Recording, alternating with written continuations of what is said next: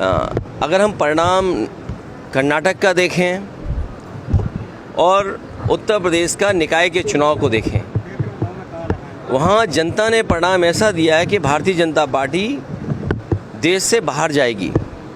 और जो निकाय चुनाव में थे, अधिकारियों ने अगर बेईमानी न की होती और जिस तरीके से जगह जगह से सूचनाएं मिल रही हैं, अधिकारी खुलेआम हस्तक्षेप कर रहे थे, वोटर लिस्ट से लेकर के सरकारी कर्मचारियों का व्यवहार और सरकार का दबाव, ये बता रहा है कि आने वाले समय में भारतीय जनता पार्टी न केवल जहां कर्नाटक से साफ हुई है, उत्तर प्रदेश या अन्य राज्यों से भी भारतीय जनता पार्टी का सफाया होगा।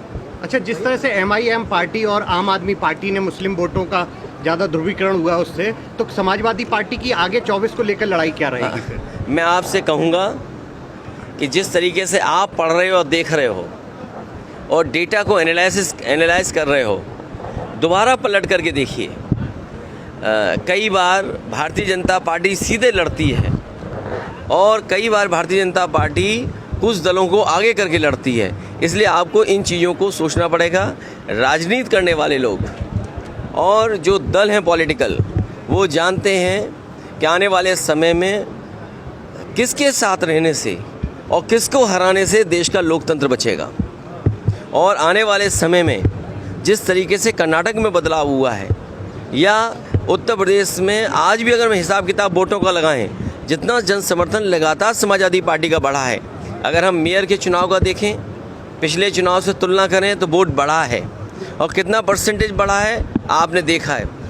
उसी तरह नगर पालिका में परसेंटेज बढ़ी है वोटों की, टाउन एरिया में परसेंटेज वोट बढ़ी है। तो अगर हम शहरों में बढ़ रहे हैं और गाँव में जो हमारी पार्टी का बेस पहले से इंटैक्ट है, तो भारतीय जनता पार्टी बेईमानी नहीं करेगी, तो सफाया होगा। जिस तरह से मोदी सरकार के 9 वर्ष पूरे हो रहे हैं, उसके उपलक्ष्य में पूरे देश प्रदेश में कार्यक्रम करने जा रही, जनसभाएं करके लोगों को नीतियां बताई जा रही। देखिए, 9 वर्ष में 9 महीने में ये वो संख्या है जिससे कुछ बदलाव दिखता है।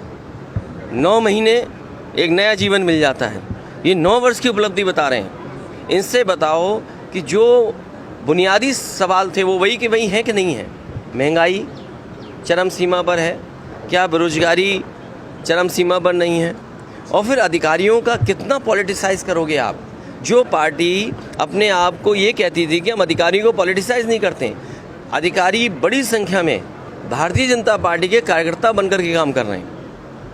तो क्या लग रहा है कि जनता की समस्याओं को लेकर खड़े उतर पाए सरकार? देखिए, आपको याद होगा धुएं के लिए सुप्रीम कोर्ट को हस्तक्षेप करना पड़ा और इस देश के वो प्रधानमंत्री हैं या वो बीजेपी है जिसने सबसे ज़्यादा झाड़ू उठाया। और आज हम डीजल पेट्रोल जो खरीदते हैं उसमें सब में स्वच्छ भारत के लिए अब सेस लगता है। अगर डीजल पेट्रोल से पैसा इकट्ठा किया जा रहा है, नमामि गंगा में पैसा दिया जा रहा है, तो ये सवाल वही का वही खड़ा है, क्या कूड़े का निस्तारण इनकी सरकार में ठीक होगा कि नहीं होगा, नालियाँ साफ़ होंगी कि नहीं होंगी।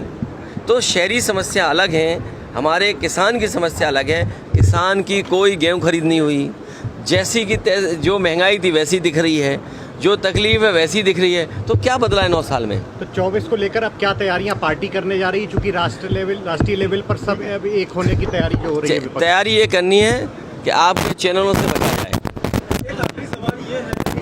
और आपके प्रचार से बचा जाए। जिस तरह से बीजेपी पूरे प्रदेश में जहाँ सीटें हारी उसको लेकर समीक्षा कर रही है और वहाँ के सांसद विधायक रिपोर्ट कार्ड मांग रही है, आखिर हारी?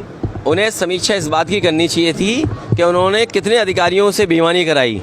सहारनपुर में एक अधिकारी ने निष्पक्ष होकर के उसका रिजल्ट दे दिया, तो उसे शंटिंग कर दी, उसे छुट्टी भेजने की तैयारी है।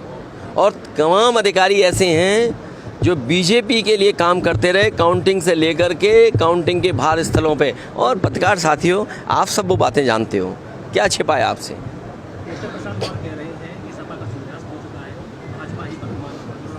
छोड़िए इन बातों को, कुछ नहीं रखा इन बातों